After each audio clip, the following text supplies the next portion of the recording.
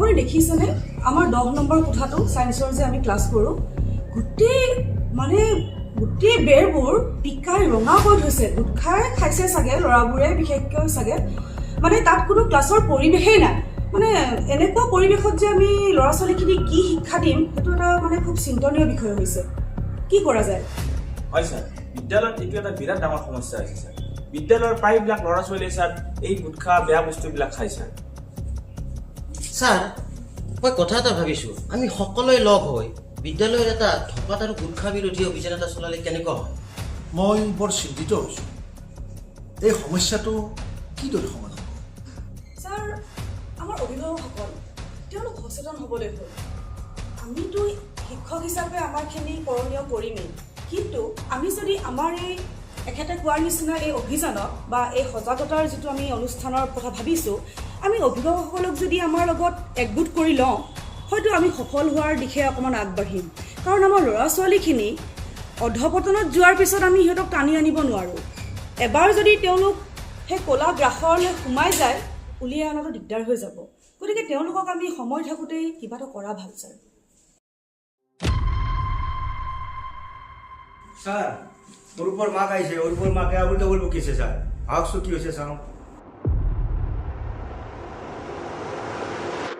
sir sir Arup ক'ত এই চকীদাৰটা কি কৈছে কি অৰূপ নাই বুলি কৈছে কি মোৰ অৰূপক লুকুৱাই থৈছে ছাৰ মোক অৰূপক উলিয়াই দিয়ক ছাৰ অৰূপ ছাৰ মোক অৰূপক উলিয়াই দিয়ক আপুনি শান্ত আপুনি শান্ত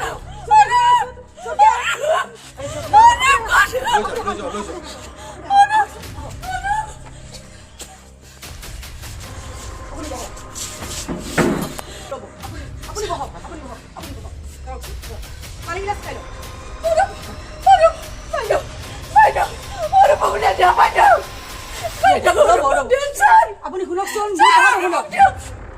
আপুনি শুনক মোৰ কথাখিনি শুনক আপোনাৰ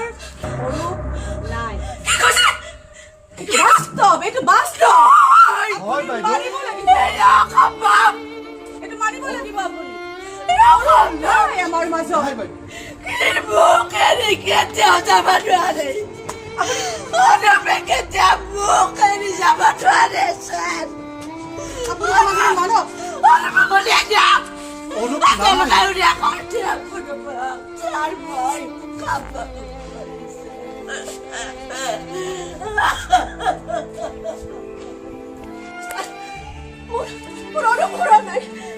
বিচাৰি যাম আপোনালোকে নিজে নাই মই মোৰ অনুভৱ বিচাৰি যাম কি মৰা নাই কি জীয়াইছে মই অনুভৱ বিচাৰি যাম বেয়া সংগত পৰি ড্ৰাগছ আৰু ধপাত সেৱন কৰি আমাৰ মৰমৰ মেধাৱী ছাত্ৰ অৰূপ অকালতে ঢুকাই থাকিল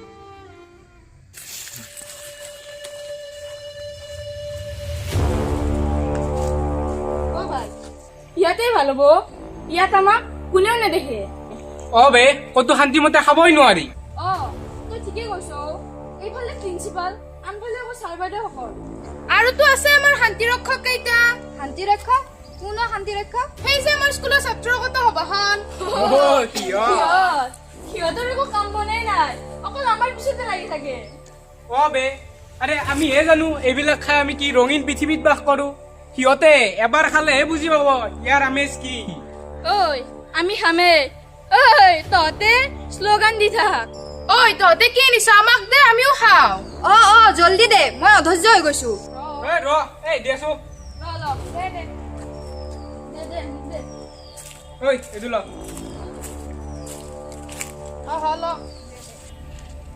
আৰে এইখিনি দিছ এইখিনি আছে মোৰ তাত এইটো লছো আচাৰটো আছেই লাগিব নেকি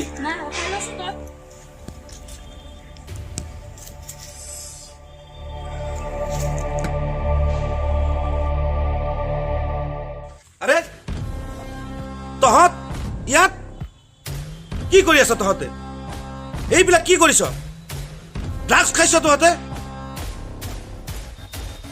এইমাত্ৰ গৈ মই প্ৰিন্সিপাল ছাৰৰ ওচৰত তহঁতৰ গোচৰ দিম এই যা বাদ দিয় ঐ তহঁতে লুকাই চুৰ কৰি ধূমপান খাবলৈ আহিছ তহঁতে ক্লাছ ক্ষতি কৰি আহি এক বেয়া বস্তু খাই আছ এইবোৰ খালে তহঁতৰ লাভ কি হ'ব এইবোৰ আমি ইয়াত খাবলৈ নিদিও তহঁত আমাৰ স্কুলৰ প্ৰিন্সিপাল নেকি আমাক যে শাসন কৰিব আহিছ আমাক শাসন কৰিব তহঁত কোন ঐ আমাক নীতি শিক্ষা নিদিবি দে তহঁত আমাৰ পথৰ পৰা আঁতৰ হ আৰু নহ'লে জানাইতো আমি কিমান ডেঞ্জাৰাছ আমাৰ কথা খাটাং তহঁতে স্কুলৰ চৌহদত এইবিলাক খাবলৈ নোৱাৰ কি তহঁতে ভালকৈ ক'লে নুশুন গতিকে আমি টানকৈ ক'বলৈ বাধ্য তহঁতক বাধা দিয়াত আমাৰ পাৱাৰ আছে কাৰণ আমি ছাত্ৰ একতা সভাৰ সভ্য তহঁত হ'লি আমাৰ স্কুলৰ একোটা কলংক আৰু দেশৰ আৱৰ্জনা ঐ অসহ্য হৈছো তহঁতক মাৰ এটি তোৰ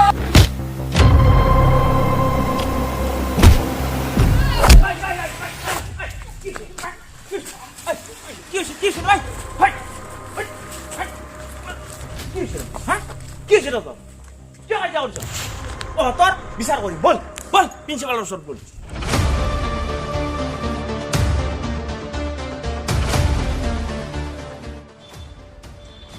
মানৱ কচোন ঘটনাটোৰ সবিশেষ ছাৰ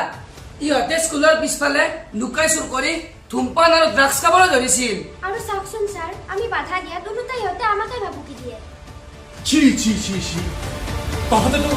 সদাপতনে গৈছ আৰু ভাল ভাল ছাত্ৰ ছাত্ৰীকো তহঁতৰ লাইনত লৈ গৈছ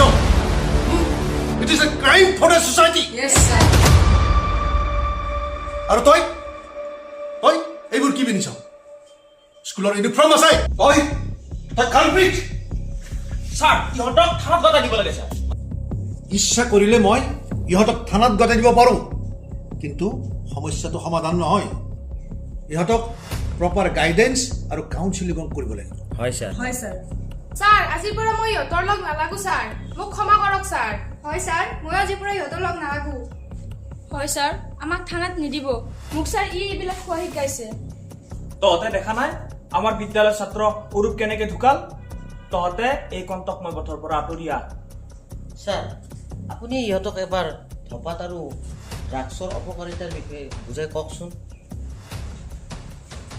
ধপাত জাতীয় দ্ৰব্যই মানুহৰ মুখ গব্বৰ খাদ্যনলী হাওঁফাওঁ যকৃত পাকস্থলী লিভাৰ কিডনী সকলোতে কেঞ্চাৰ বেমাৰৰ সৃষ্টি কৰিব পাৰে ভাৰতত প্ৰতি 8 ছেকেণ্ডত এজন মানুহৰ মৃত্যু হৈ আছে কেৱল এই ধপাত জাতীয় সামগ্ৰী সেৱন কৰি তেওঁলোকৰ বিভিন্ন দুৰাৰোগ্য ৰোগ হৈছে গতিকে ভাবচোন তহঁতি ভাব এবাৰ যে তেওঁলোকৰ